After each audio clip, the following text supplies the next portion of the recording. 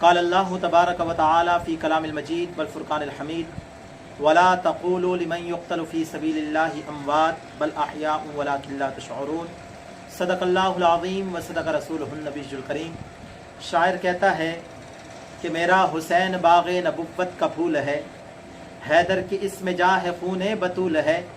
کتنی عظیم ذات ہے مولا حسین کی جس کے لیے حضور کے سجدوں میں طول ہے، گزرا جہاں جہاں سے نواسا رسول کا، وہاں پر اب تلک خدا کی رحمت کا نزول ہے، جس تخت کی خاطر یزید نے لاکھوں ستم کیے، وہ تخت تو میرے آقا حسین کے قدموں کی دھول ہے۔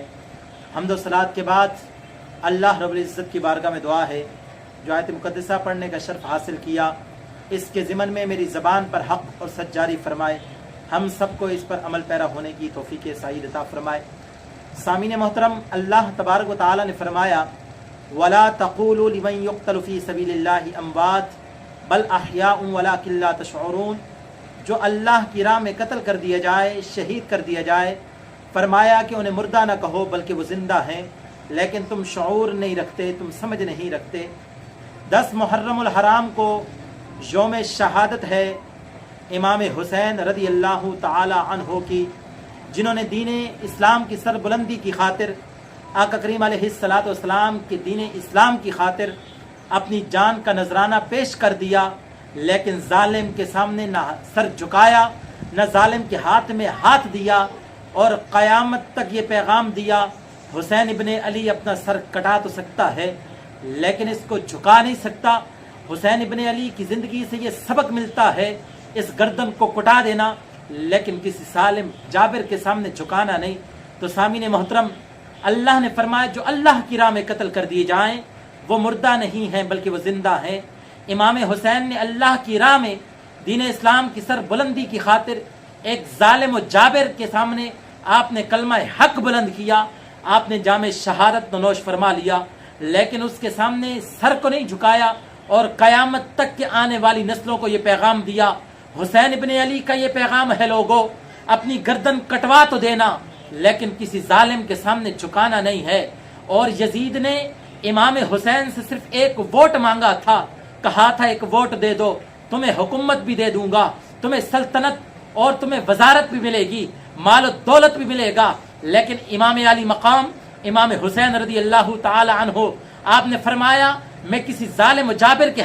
ہاتھ پر بیعت نہیں کروں گا، میں کسی ظالم و جابر کی حمایت نہیں کروں گا۔ اگر میں نے آج کسی ظالم جابر کی حمایت کر دی تو قیامت تک کے لیے ظالم اور جابر کی حمایت کرنا ہر ایک کے لیے یہ جائز ہو جائے گا، اور میں ان کے لیے ایک یہ دلیل بن جاؤں گا کہ حسین ابن علی نے یزید کے ہاتھ پر بیعت کی تھی۔ میرے کریم آقا صلی اللہ علیہ وآلہ وسلم نے اپنی حیات مبارکہ کے اندر آپ نے فرمایا تھا ایک وقت آئے گا کہ میرے نواسے حسین ابن علی کو میدان کارزار، میدان کرب و بلا میں شہید کر دیا جائے گا۔ آقا دو جہاں سرکار دو عالم صلی اللہ علیہ وآلہ وسلم نے مٹی جو حضرت جبرائیل علیہ السلام نے حضور کو دی اور آ کر خبر دی یا رسول اللہ صلی اللہ علیہ وسلم ایک وقت آئے گا آپ کے اس شہزادے کو، آپ کے اس نواسے کو میدان کرب و بلا کے اندر بے سر و سمانی کی حالت میں، بھوک پیاس کے عالم میں میدان کارزار میں شہید کر دیا جائے گا۔ تو حضرت ام سلمہ فرماتی ہیں رسول اللہ نے وہ مٹی مجھے دی اور فرمایا کہ ام سلمہ اس مٹی کو سنبھال کے رکھ لو، اس مٹی کو دیکھنا جب یہ مٹی خون بن جائے تو سمجھ لینا کہ آج میرے نواسے حسین ابن علی کو شہید کر دیا گیا ہے۔ حضرت سلمی رضی اللہ تعالیٰ عنہ فرماتی ہیں کہ میں حضرت ام سلمہ رضی اللہ تعالیٰ عنہ کی بارگاہ میں حاضر ہوئی تو میں نے دیکھا حضرت ام سلمہ پریشان ہے، تو میں نے پوچھا